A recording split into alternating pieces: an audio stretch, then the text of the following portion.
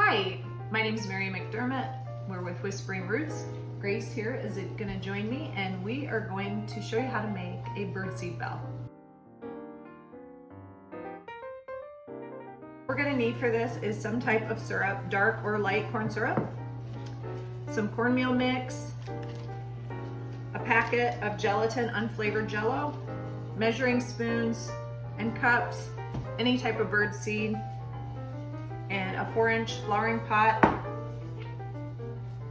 24-inch string.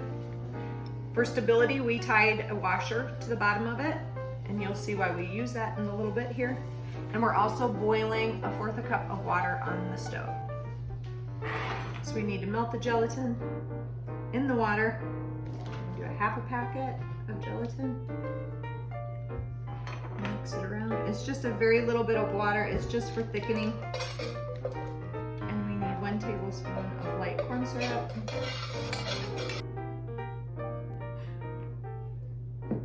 For a cup of birdseed and 1/2 cup of black oil sunflower seeds, but you can use whatever you want. So we're gonna mix that in.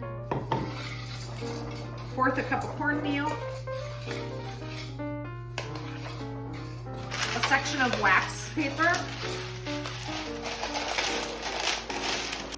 Gracie is sticking the yarn through the pot. So we have a little bell. Got it?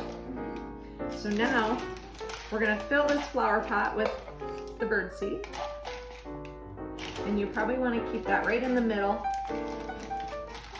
Make sure your string stays in the middle. This is gonna be the bottom of your bell.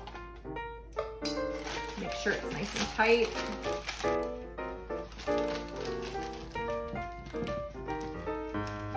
And we're gonna put it in the freezer and take it out in about an hour.